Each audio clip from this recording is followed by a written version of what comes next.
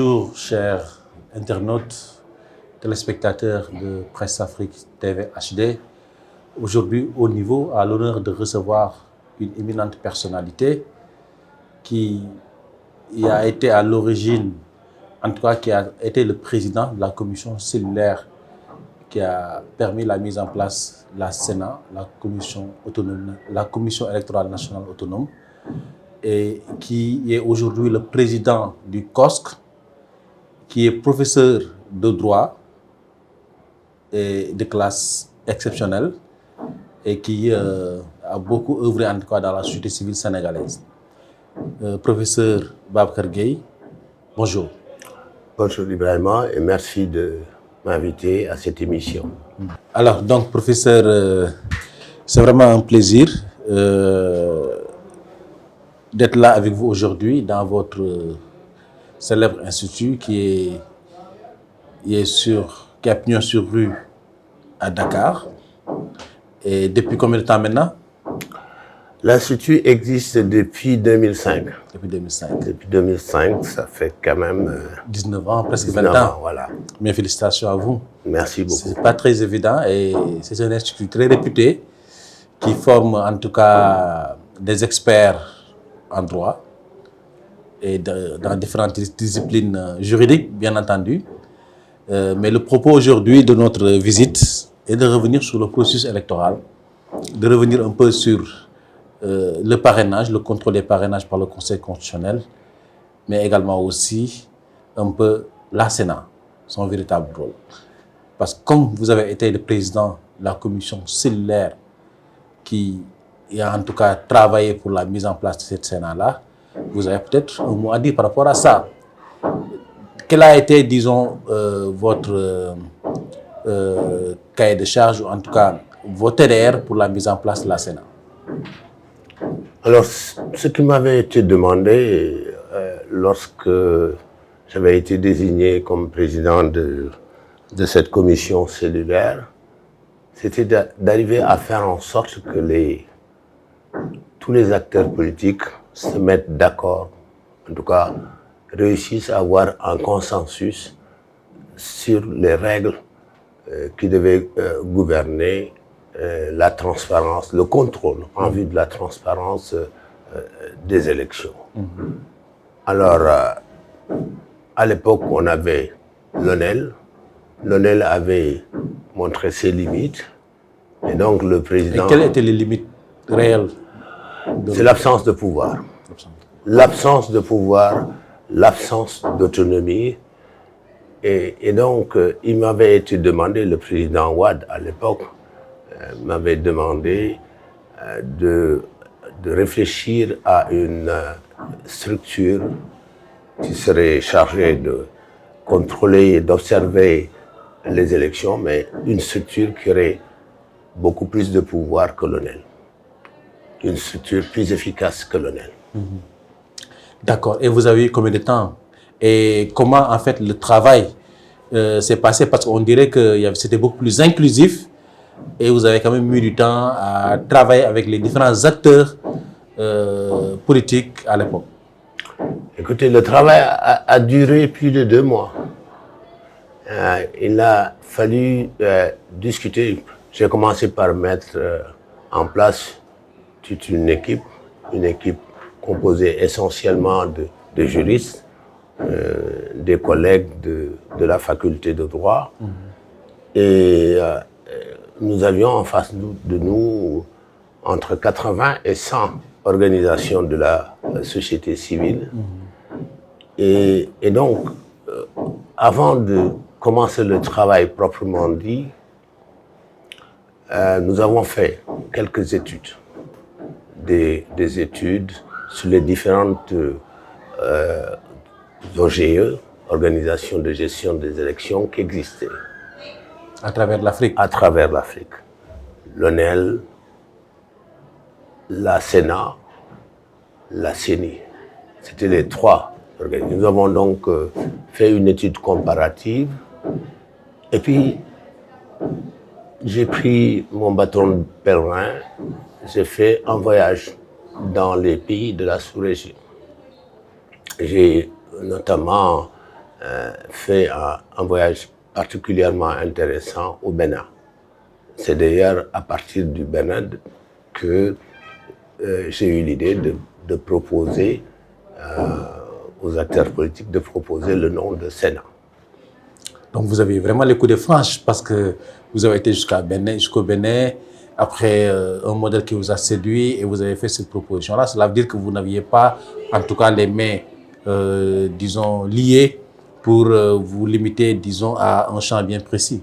Non, non, je n'avais vraiment pas les mains liées. Le président m'avait donné carte blanche pour essayer de trouver un consensus. Arriver à un consensus sur un type d'organisation bien précise qui serait chargée de superviser, de contrôler les élections, d'observer les élections, mais avec plus d'efficacité que l'ONEL qui avait montré ses limites. Mais à l'époque, certainement, vous deviez faire face à, disons, des opposants, mais aussi à des leaders politiques comme Abdoulaye Bathily, comme Amath Dansokho, comme également beaucoup d'autres leaders qui ont de la bouteille et qui quand même sont très critiques. Et est-ce que votre travail a été facile, quelque part, pour, disons, la mise en place de la Sénat? Et quels ont été les écueils auxquels vous avez fait face? Alors, le travail n'a pas été facile. Parce que les partis de la mouvance présidentielle ne voulaient pas de changement, en réalité. Ils voulaient en rester à une structure ressemblant à l'ONEL. Ils ne voulaient pas vraiment d'évolution. C'était vraiment la position minimaliste. Mais en face d'eux, il y avait les partis dont vous venez de parler, et d'autres qui étaient dans l'opposition radicale. L'AFP, CPC. Le Parti socialiste n'exprimait pas forcément, n'avait pas une position très figée. Okay. Mais ce sont les partis de gauche, la gauche radicale, qui avait une position figée, très précise, qui était de dire nous voulons une CENI. Nous voulons une CENI. Donc il y avait ces deux extrêmes, le minimum et le maximum. Et donc entre les deux, il fallait trouver la possibilité de réaliser un compromis. Et c'est ce que nous avons fait, ce que nous avons réussi après 2 mois de discussion. Ça n'était pas facile. Il y a eu des moments de rupture. Oui, il y avait eu des blocages en un moment. Des blocages. Ouais. Il a fallu faire beaucoup de diplomatie, jouer avec beaucoup de tact pour arriver à les convaincre, à les faire évoluer dans leur position. En un moment, il y a eu l'arbitrage du président Abdoulaye Wade. Oui. Et c'est à quel niveau? Alors, je ne me souviens plus, parce que c'est un peu vieux dans ma tête, mais je sais qu'il y a eu un moment où le président de la République a fait un arbitrage. Mais je crois que c'est plutôt vers la fin. Vers la fin que le président a décidé de ne rien changer. Sur les conclusions. Oui. C'est vers la fin. Et ce qui a été une position de grandeur parce que en tant que maître du jeu, président de la République, il aurait pu quand même intervenir sur les résultats. Absolument. Et disons, pencher d'un côté ou d'un autre, quoi. Absolument. Ouais. À aucun moment, d'ailleurs, je n'ai senti sa présence dans le processus, dans les négociations avec les différentes parties prenantes. Je n'ai jamais reçu d'instructions. Je ne les aurais pas acceptées de toute façon. Je n'ai jamais reçu d'instructions pendant tout le temps que le travail a duré. Qui était le ministre de l'Intérieur à l'époque? C'est Ousmane Ngom. Maître Ousmane Ngom, d'accord. Mais quelles sont les garanties d'impartialité de la Sénat? Avait-elle réellement tous les moyens pour être vraiment un arbitre central? Voilà, lorsque nous avons obtenu justement ce compromis, je me souviens, les partis politiques, il y avait un problème de confiance qui se posait, et les représentants des partis politiques, les plénipotentiaires des partis politiques, m'avaient dit, nous vous demandons vous-même de rédiger la loi. Vous-même, rédiger la loi, parce que ce que nous voulons, c'est avoir réellement une structure une structure efficace, peut-être pas une CENI, parce que ceux qui avaient la position les plus tranchées ont accepté de faire cette concession-là, mais nous voulons quand même une structure efficace qui ait un réel pouvoir, un pouvoir d'adresser des injonctions aux autorités administratives chargées de l'organisation des élections, un pouvoir également de substitution dans le cas où ces autorités étaient défaillantes ou refusaient de déférer aux injonctions de la Sénat. Si vous aviez à faire le bilan de la Sénat, ça serait quoi aujourd'hui? Parce que ça fait quand même maintenant 20 ans que le Sénat est là. Ouais. Je crois que je suis un peu déçu par la Sénat. Elle a montré quelques velléités au début, mais là, après le départ du juge Touré, eh bien, on n'a plus senti véritablement la présence de la Sénat.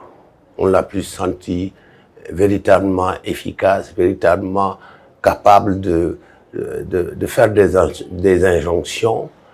Je crois que les seuls moments où la Sénat a montré sa velléité d'observer avec autorité le processus électoral, c'était à l'occasion de l'affaire de Ndindi.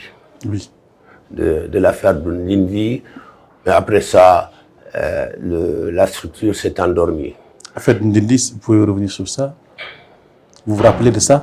Oui, je me rappelle un peu de Ndindi. Je crois que c'est une liste électorale qui avait été déposée hors du temps. Hors du délai. Hors délai. Et donc, la Sénat avait refusé mais l'administration avait accepté de prendre cette liste-là, d'inscrire cette liste-là, mais la Sénat s'y était opposée. Et la Sénat avait demandé au ministère de l'Intérieur de retirer cette liste-là. Le ministère de l'Intérieur a refusé. Et il y a eu un moment, un litige, un bras de fer entre la Sénat et le ministère de l'Intérieur. Et finalement, c'est allé jusque devant la Cour suprême. Ouais. Mais c'est là où on attend, bien entendu, la Sénat. Et donc, quelque part, est-ce qu'on peut dire aujourd'hui que l'actuel Sénat est un organe de compromission? Ce n'est pas vraiment un organe de compromission, c'est juste un organe qui aurait pu être efficace, présent à tous les stades du processus électoral, mais qui ne l'est plus. Mais je crois que, au fond, la Sénat, on lui a coupé l'herbe sous les pieds, en quelque sorte. Comment ça? Dès le départ. Parce que dès le départ, le président Wade a violé les dispositions de la loi. Les premières nominations n'ont pas été précédées par de véritables consultations. Parce que le texte prévoit que les membres de la Sénat doivent être désignés après consultation des corps auxquels ils appartiennent. Et donc la première entorse a débuté là.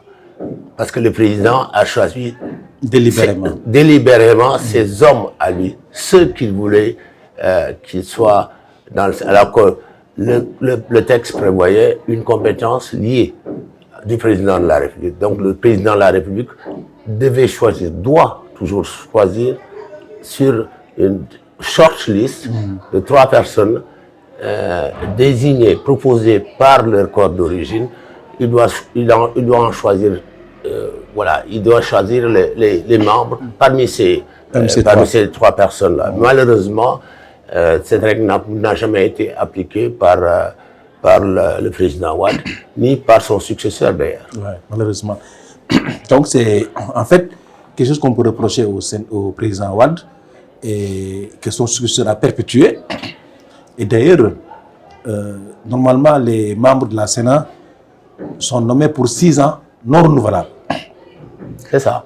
Mais il y a eu des membres qui ont été là du début jusqu'à ce qu'ils soient limogés tous, et une mesure arbitraire, n'est-ce pas, par le président Macky Sall. Oui, malheureusement, hein, parce que il y en a dont le mandat était terminé depuis plus de 5 ans, depuis plus de 6 ans. Ouais, voire 10 ans. Voilà, et qui étaient encore là parce que tout simplement, ils ne faisaient pas ombrage à la DGE, à l'administration.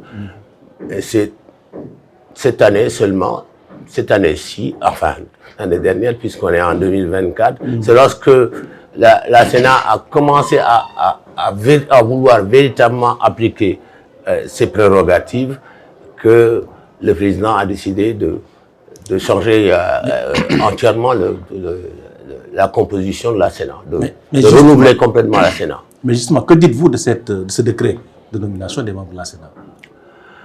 Alors, avec tous mes camarades de la société civile, nous avons déploré, nous avons décrié ce décret qui n'est pas conforme à la loi de 2005 portant création de la Sénat, qui n'est pas conforme à l'article 11 de la Sénat. Mais c'est une violation manifeste. Est-ce que vous vous limitez seulement à dénoncer, à décrier?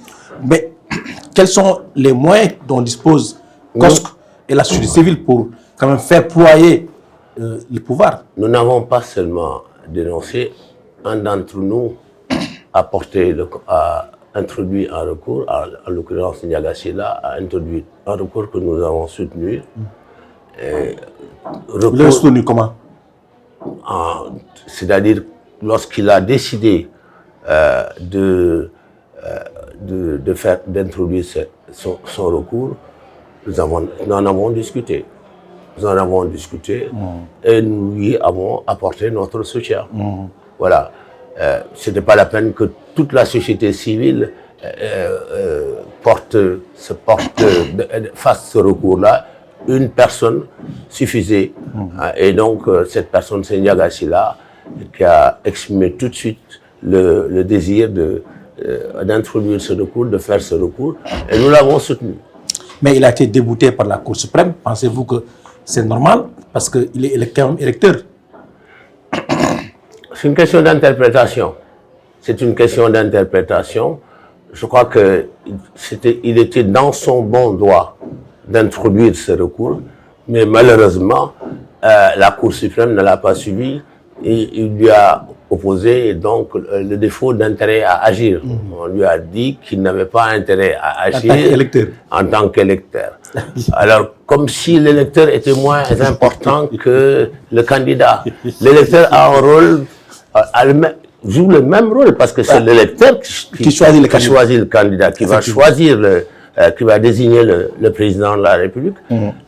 Je trouve cette décision assez curieuse. Mais n'avez-vous pas quand même quelques suspicions ou quelques réserves par rapport au travail de la Cour suprême qui, depuis quelque temps, quand même, nous a habitués vraiment à des coups de Jarnac, vraiment à des décisions qui vraiment sont, disons, qui vraiment laissent à désirer, quoi? Laisse à désirer peut-être pas, mais j'avoue que je suis parfois surpris en tant que juriste, par les décisions qui sont prises par la Cour suprême, surtout ces derniers temps. Surtout ces derniers temps, mais auparavant, il y a 1 an, 2 ans, personne n'avait à se plaindre des décisions qui étaient prises par la Cour suprême. Mais depuis quelque temps, c'est vrai qu'on peut se poser des questions. Mais en tant qu'agrégé de droit, professeur émérite, vous avez peut-être un mot à dire par rapport à ça. Parce que la Cour suprême est là pour rétablir le droit. Et là, en cas de défaillance, en tout cas des cours et tribunaux, en cas de défaillance de certaines, disons, juridictions, notamment les tribunaux de grande instance et autres, en fait, c'est quasiment le dernier ressort. Mais si la Cour suprême est défaillante aujourd'hui, il y a problème, n'est-ce pas? Écoutez, je ne vais pas aller aussi loin que vous, parce que je suis quand même un juriste et je suis quand même professeur. Je m'interdis, Professeur agrégé. Si vous voulez, je m'interdis de porter des critiques à une structure qui est chargée de rendre la justice. Même si je suis parfois un peu déçu par les décisions qui sont prises. Je suis obligé quand même de les accepter en tant que citoyen, en tant que juriste, finalement de les accepter, même si, comme je viens de le dire, il y a beaucoup de choses à dire, en tout cas sur les dernières décisions qui ont été prises par la Cour suprême, parce que la Cour suprême, c'est quand même une juridiction, une des plus hautes juridictions de ce pays. Et c'est une des juridictions qui se dresse un peu comme rempart contre tout arbitraire lorsque la démocratie est malmenée. Ce sont ces juridictions, ce type de juridictions qui interviennent, qui se dressent comme rempart. Et j'ai l'impression que cette fonction essentielle que devrait jouer la justice, cette fonction est un peu négligée en ce moment. D'accord, mais professeur, ne pensez-vous pas quelque part aussi que ce type de réaction, mais surtout de réserve de votre part, ont aujourd'hui, disons, favorisé, disons, le climat que nous vivons? Parce que parfois les décisions de la Cour suprême sont contestées, l'administration se comporte comme si elle a, disons, un droit de vie et de mort sur tout le processus et peut se permettre tout ce qu'il veut. La Sénat qui tente de réagir, tous les membres sont virés. Est-ce que si la société civile était vraiment ce qu'elle était au départ sous Wade, est-ce qu'on aurait pu espérer en tout cas un contexte pareil? Écoutez, il faut savoir qu'on est quand même dans un état de droit, en tout cas dans un état supposé comme tel. Oui, supposé comme tel. Et donc, les décisions de justice qui sont adoptées sont des décisions qui s'imposent, qui s'appliquent à tous. On ne peut pas sortir dans la rue, faire des manifestations pour nous opposer à une décision qui a été prise par la justice. Donc c'est difficile pour nous, en tout cas en tant qu'organisation de la société civile, qui nous inscrivons dans le cadre de l'état de droit, pour nous de manifester contre les décisions. En revanche, ce que nous pouvons faire, c'est faire des propositions pour modifier les choses, pour changer les choses. Je pense que nous l'avons fait à plusieurs reprises. Nous avons réclamé que le Conseil supérieur de la magistrature soit complètement refondu, réformé, que le président de la République n'en fasse plus partie, que le ministre de la Justice n'en fasse plus partie, et que le Conseil supérieur de la magistrature ne soit pas composé que par des magistrats. Vous avez été écouté? Malheureusement, non. Mais c'est notre position, nous, de dire, voilà, il faut en faire, non pas un conseil supérieur de la magistrature, mais un conseil supérieur, plutôt un conseil supérieur de la justice. C'est-à-dire que tous ceux qui interviennent dans le cadre de la justice doivent être membres de ce conseil supérieur.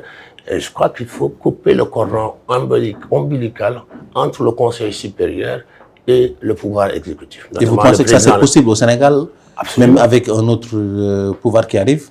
Absolument. Absolument. Il y a des pays qui sont arrivés à le faire. pourquoi pas le Sénégal? Au Sénégal, nous avons quand même une tradition de démocratie et de conscience, de développement politique qui nous permet d'avoir ce genre de système. Mais professeur, pensez-vous avec, disons, les attitudes cavalières, ou en tout cas les décisions cavalières du pouvoir, en fait, de l'administration et les décisions de justice dernièrement qu'on a connues avec la Cour suprême et même avec le Conseil constitutionnel, que ça puisse permettre de pacifier le climat politique, que cela puisse en tout cas, disons, que cela n'interfère pas négativement dans le scrutin du 25 février prochain? Non, il faut souhaiter que non. Il faut souhaiter, mais c'est vrai que nous avons quand même quelques inquiétudes. Nous avons quelques inquiétudes, nous avons des réserves vis-à-vis de tout ce qui s'est fait ces derniers temps. Et nous craignons, nous pouvons craindre effectivement que ces différentes décisions puissent avoir quelques répercussions sur le caractère pacifique du scrutin. C'est la raison pour laquelle, eh bien, nous essayons, dans la mesure du possible, d'appeler à un dialogue pour rétablir un tout petit peu la confiance entre les différents acteurs. Étant entendu que lorsque une décision de justice est prise, elle est exécutoire, il n'y a plus rien à faire. Pensez-vous qu'il est possible de rétablir, disons, cette confiance entre les acteurs? Parce que là, quand même, c'est mal barré, hein, on dirait. Je crois qu'il faut un dialogue. Il faut aller vers un dialogue entre les différents acteurs, en tout cas sur ce qui reste du processus, au moins sur ce qui reste du processus, que les acteurs puissent avoir un compromis, notamment sur le fichier électoral. L'audit du fichier. Voilà, faire un audit de certification du fichier électoral avant d'aller à l'élection. Et sur tout ce qui concerne, en tout cas, le fichier, qu'on puisse avoir un dialogue avant d'aller à l'élection, parce que c'est le fichier qui pose problème. Oui, mais c'est le fichier qui pose problème. Mais pensez-vous que Macky Sall ou le gouvernement soit dans les dispositions pour quand même qu'on aille vers cet audit du fichier, qu'on aille vers, disons, des concertations, des discussions pour vraiment rétablir cette confiance-là? Écoutez, si on veut rétablir la confiance, il faut accepter de faire des concessions.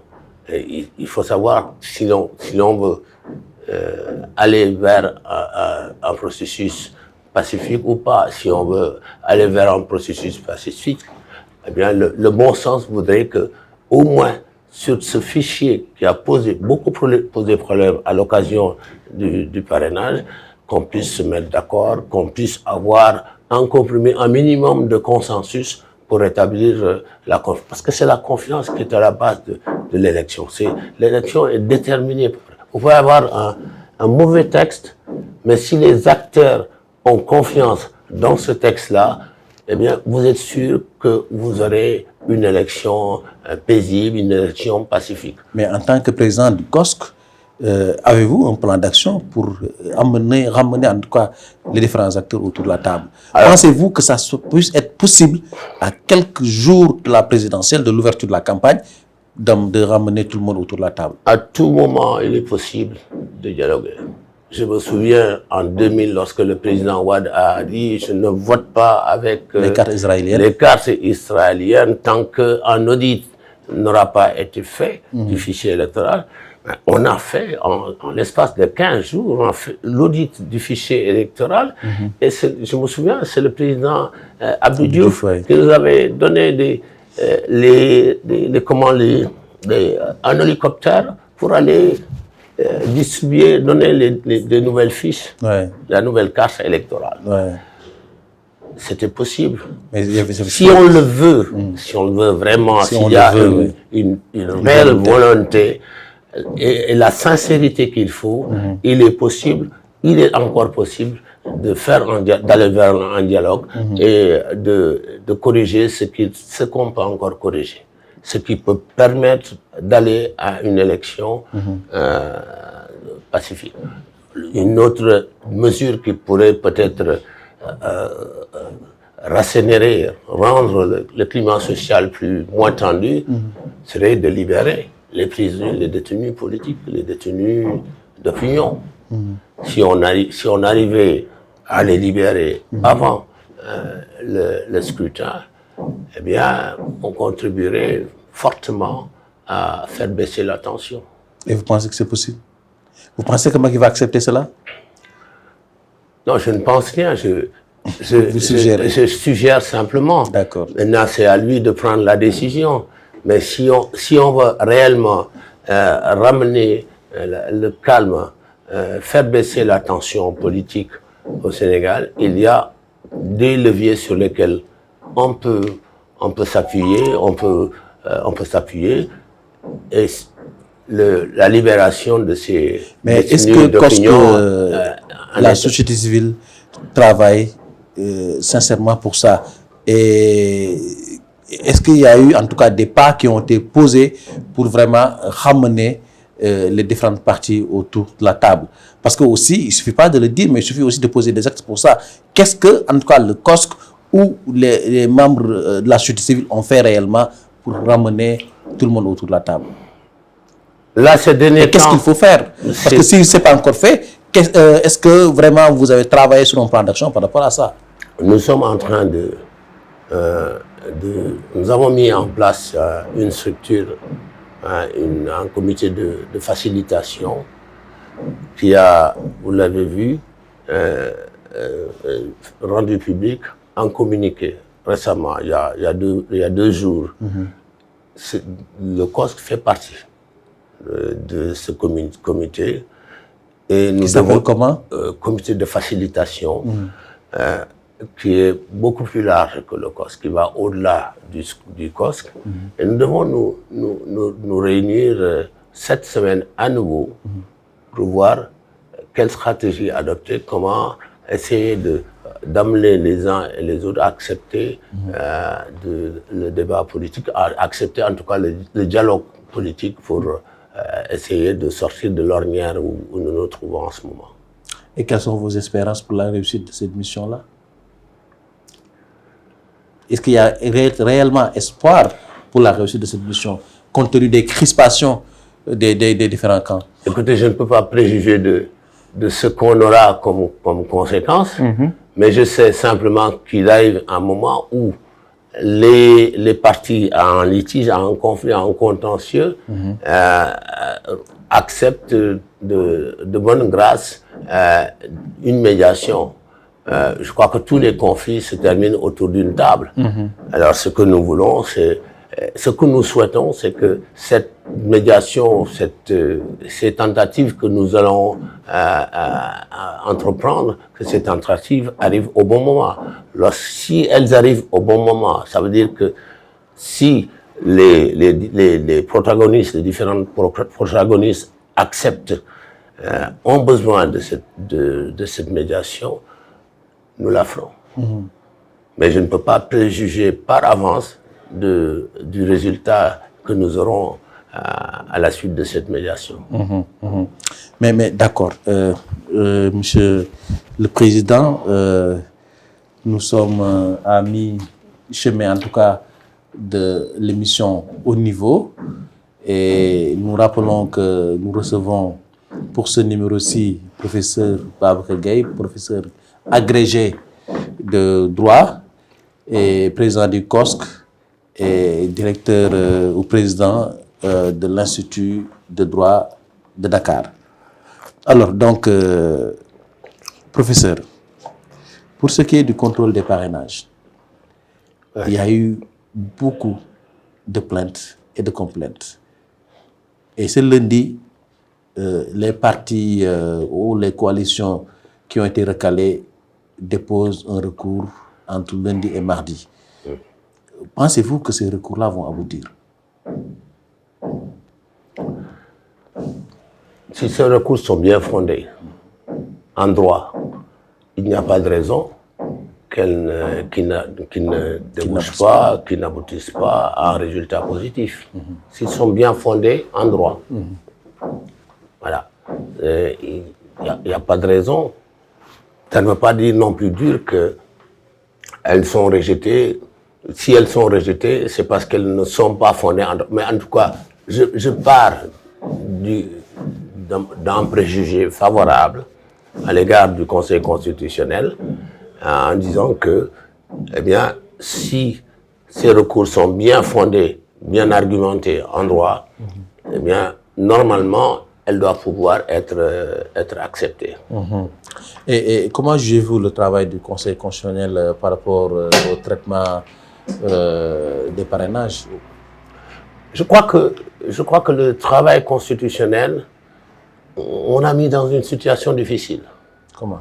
On l'a mis dans une situation difficile. Au Conseil constitutionnel, nous avons des magistrats et on lui demande de faire un travail de technicien, de contrôle des parrainages. Le Conseil constitutionnel n'a pas à contrôler des parrainages. Le Conseil constitutionnel, c'est le juge électoral. Que le Conseil constitutionnel juge, rende ses décisions d'un point de vue strictement juridique, très bien, mais un contrôle de parrainage, je crois qu'on aurait dû confier cette tâche à une autre structure. Comme la Sénat, par exemple. Comme la Sénat.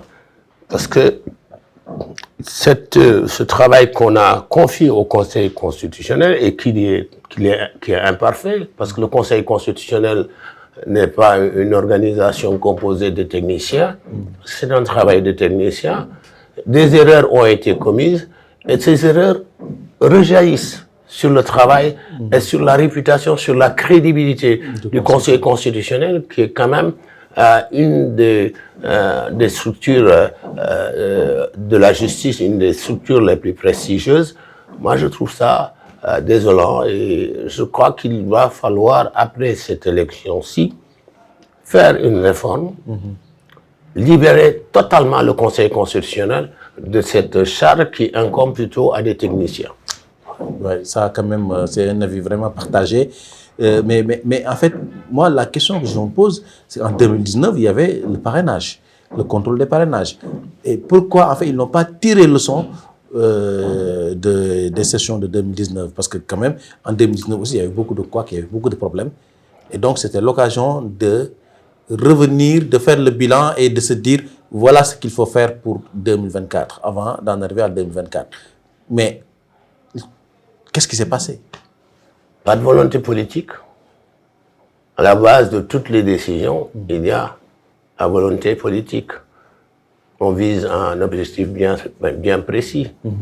On n'a pas voulu confier cette tâche à une autre structure.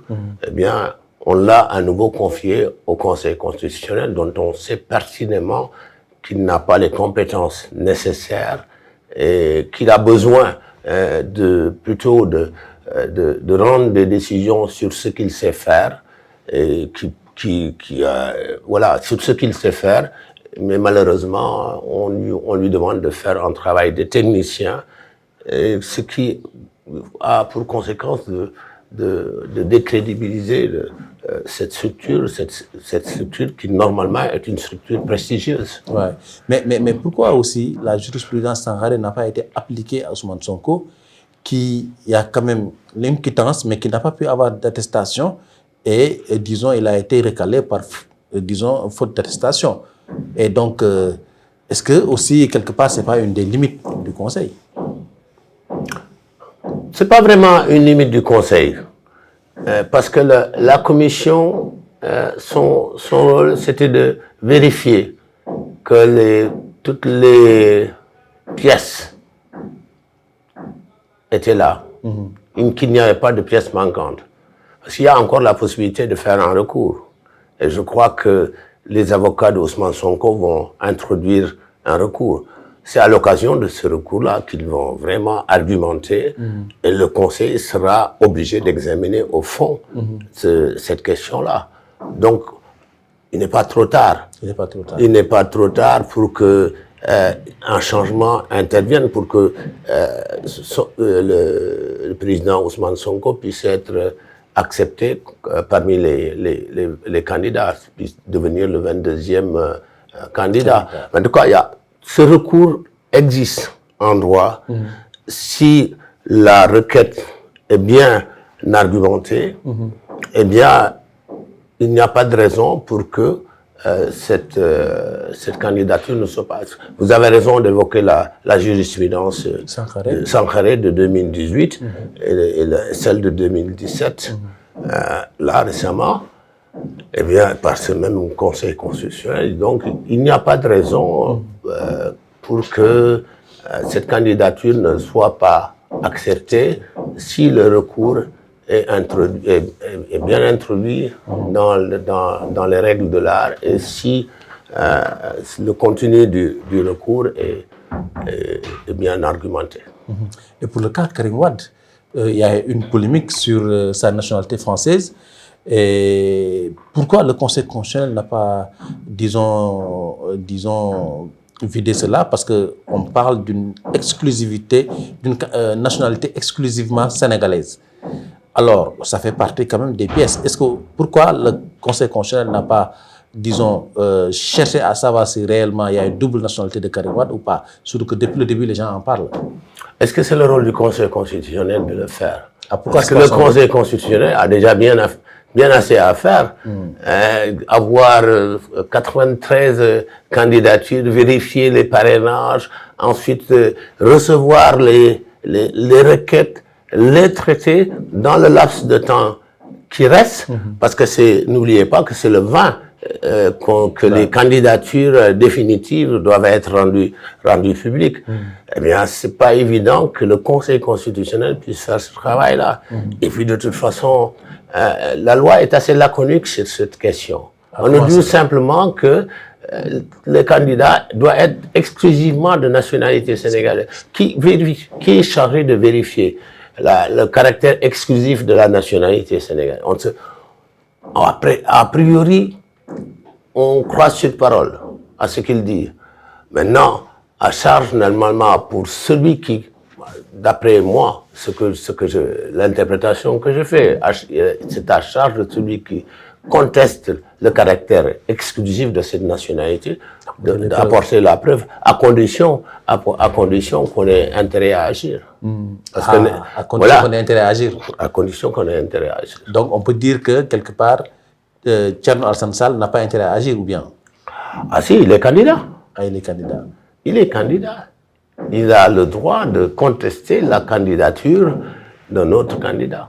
D'accord, d'accord. Il a le droit de le faire. Maintenant, c'est vrai que le code électoral ou la Constitution, c'est ça, est laconique sur ce point-là. Il n'y a pas eu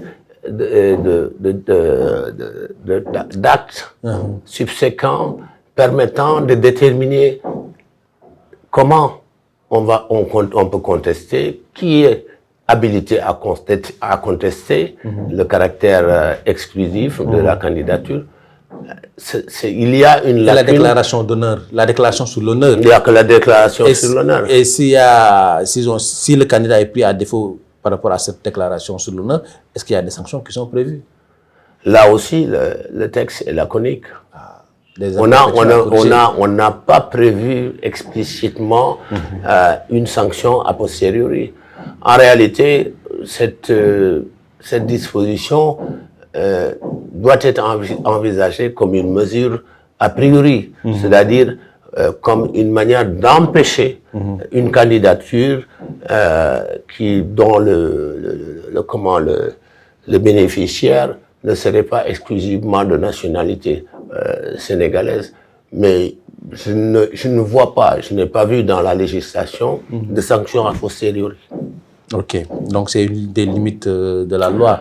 C'est une limite de la loi, une lacune de la loi.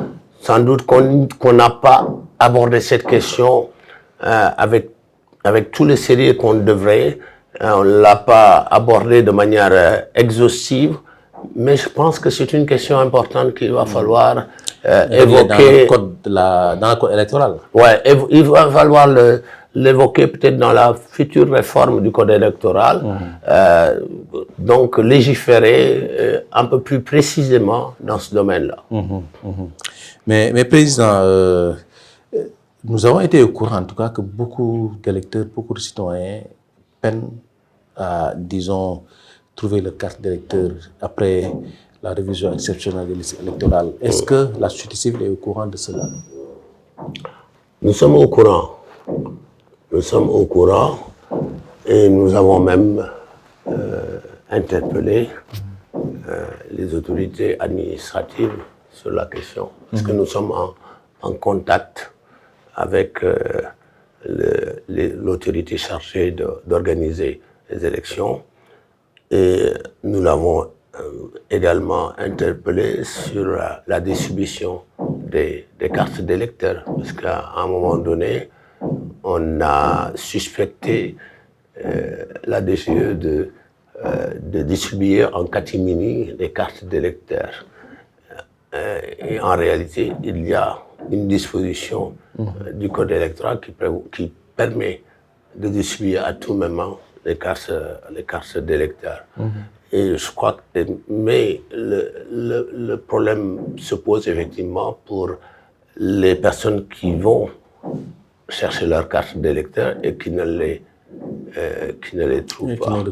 Qui ne les trouvent pas. C'est pas la première fois que ça se produit. Cela s'était déjà produit en 2019. Et je crois que si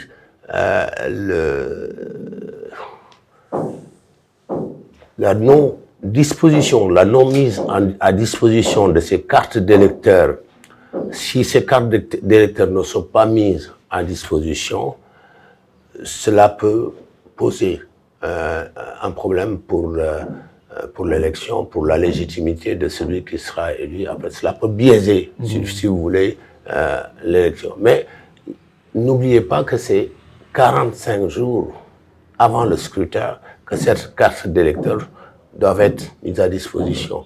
Donc, l'administration n'était pas obligée.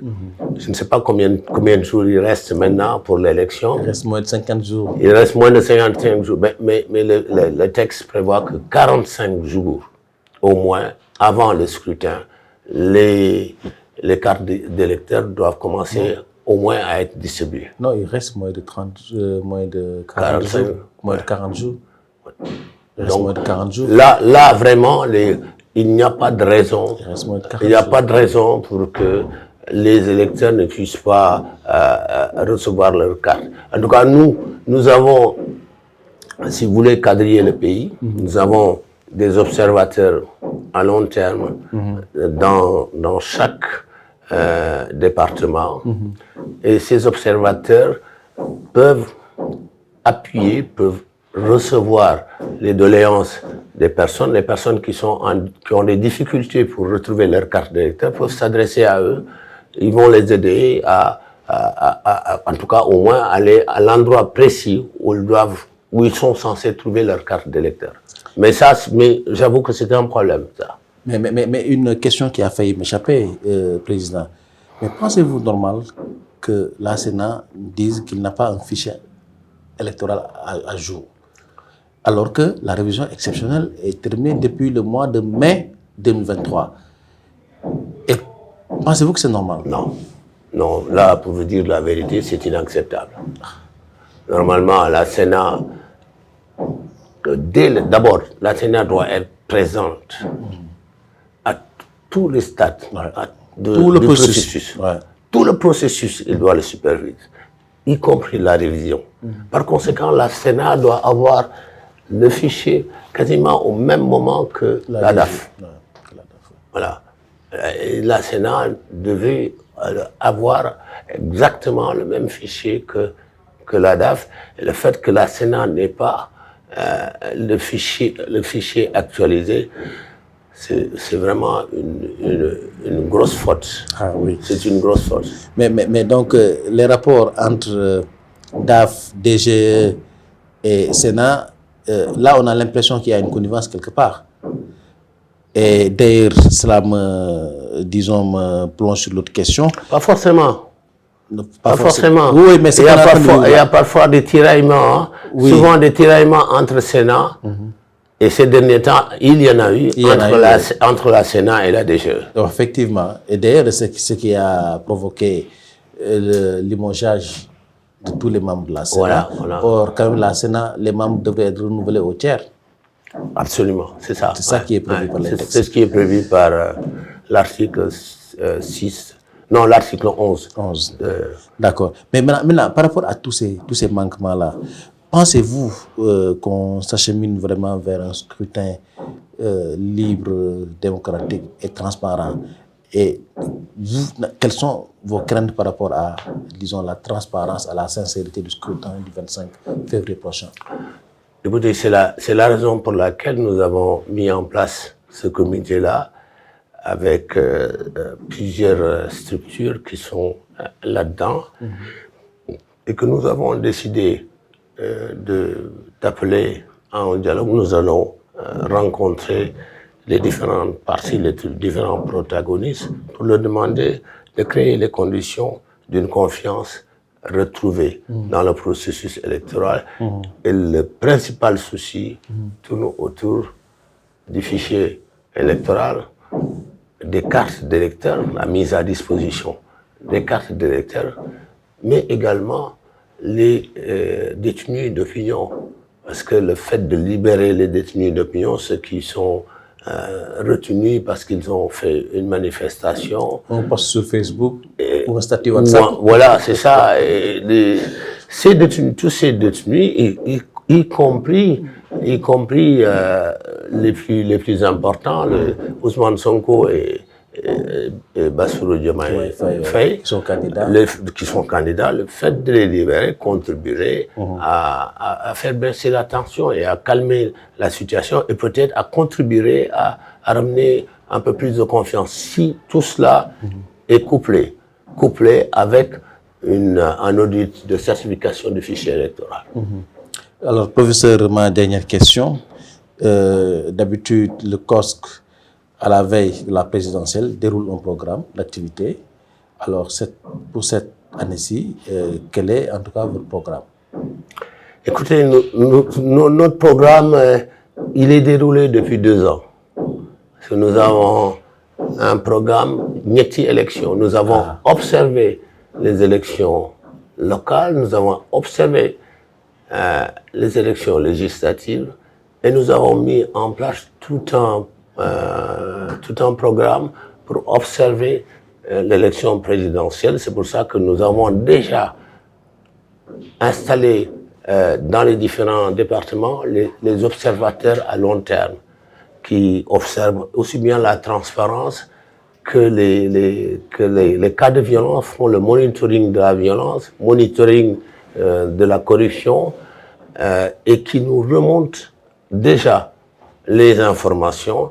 Et tous les 15 jours, nous éditons un bulletin pour dire, voilà, où est-ce que nous en sommes, voici les difficultés qui sont apparues sur le terrain, etc. Donc, et nous irons jusqu'à l'élection présidentielle, et le jour de l'élection présidentielle, nous déploierons plus de 1000 observateurs sur toute l'étendue du territoire, et nous allons avoir une situation room à l'occasion de laquelle nous aurons une 50aine d'ordinateurs,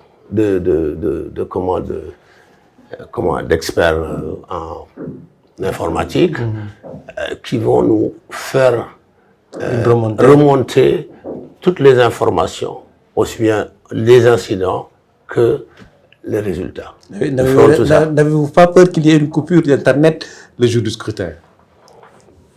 C'est un risque? Ça, c'est une appréhension, mais j'espère que c'est un risque. Le pays est suffisamment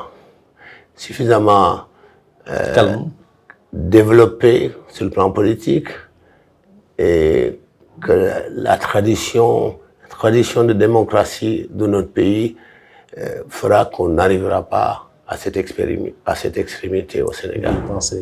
Je le souhaite de tout cœur. Vous le souhaitez, on l'espère en tout cas. Mais Président, une toute dernière question. Quelles sont les leçons que vous avez tirées des 2 précédentes élections? Est-ce qu'elles vont vous servir pour la présidentielle? Alors, les leçons que nous avons tirées des 2 précédentes élections... Les leçons essentielles. Essentielles. Ouais. C'est que ces élections se sont déroulées dans le calme, tout de même, avec un fichier électoral dans l'ensemble fiable. Dans l'ensemble. Fiable. Et donc, bon, il y a eu quelques difficultés, hein, quelques difficultés, notamment des élections législatives avec ces deux localités-là de Podor et de la région de Matam, où on a eu plus d'électeurs qu'on devrait avoir. Mais tout de même, tout cela n'a pas permis de remettre en cause la sincérité du scrutin. Maintenant, il faut faire en sorte que le même fichier qui a été utilisé pour les législatives soit à nouveau utilisé pour l'élection présidentielle. Avec une mise à jour. Avec la mise à jour, que ce soit le même fichier. Si on a le même fichier, on peut espérer avoir une élection transparente. Il faut également espérer que toutes les personnes qui se sont inscrites puissent récupérer leur carte, les 300 000 là, qu'ils puissent tous récupérer leur carte d'électeur. En tout cas, il y a une lame de fond qui s'est dégagée de ces deux scrutins précédents. Alors, est-ce qu'il y aura une inversion de tendance ou pas? La tendance était au renforcement un peu de l'opposition, ce renforcement qui a débouché sur une quasi-parité entre l'opposition et le pouvoir à l'Assemblée nationale. Est-ce que le pouvoir a réussi à renverser la tendance, ou est-ce que cette tendance va se confirmer? Dieu le seul sait. L'avenir nous édifiera. Et pour Touba, Mbaké et autres, par rapport au couac qu'on a toujours constaté, pensez-vous qu'il y aura des améliorations, et est-ce que la société civile aussi a porté, disons, ce combat-là? Parce que quand même, à Touba et Mbaké, depuis plus d'une dizaine d'années, ou je dirais même plus d'une vingtaine d'années, chaque fois, il y a les mêmes problèmes. Malheureusement, on ne tire jamais les leçons des problèmes antérieurs. Vous savez, le problème de Touba et Mbaké, c'est le problème d'infrastructure. C'est le problème des bureaux de vote qui sont en plein air. Et ça, c'est la responsabilité de l'administration.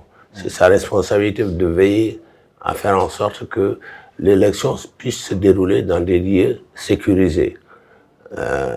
J'espère, nous allons de toute façon nous en ouvrir à la DGE en lui demandant de veiller à faire en sorte que vraiment dans ces localités qu'on puisse voter dans des lieux sécurisés pour que ce qui s'est passé la dernière fois ne puisse pas se reproduire. En tout cas, votre dernier mot, professeur Babacar Gueye? Alors mon dernier mot, c'est encore le dialogue une fois. Un appel au dialogue entre les acteurs, parce que s'il y a des troubles dans ce pays, s'il y a des dégâts, c'est nous tous qui en pâtirons. Et donc, il faut arriver à faire en sorte qu'il y ait un dialogue pour déboucher sur un compromis sur les règles du jeu, qu'il y ait un accord sur les règles du jeu électoral pour ramener, pour rétablir la confiance, et pour qu'on puisse aller vers des élections sincères. C'est ce que je souhaite de tout cœur. Donc pour ce faire, il faut nécessairement un dialogue qui pourra déboucher peut-être sur la libération des détenus d'opinion, qui pourra déboucher, je le souhaite, sur un audit de certification du fichier électoral. Si on arrive à avoir ces deux résultats, c'est déjà très bien pour la suite du processus électoral et pour le lendemain de l'élection, que nous voulons paisible. Merci. Merci beaucoup, cher professeur Babacar Gueye, que nous recevions dans le deuxième numéro de l'émission Haut Niveau. Et nous remercions aussi notre public, les téléspectateurs, les internautes qui ont suivi cette émission. espérant vous recevoir au prochain numéro et d'ici là, le scrutin du 25 février prochain. Merci, c'est moi qui vous remercie. Merci beaucoup.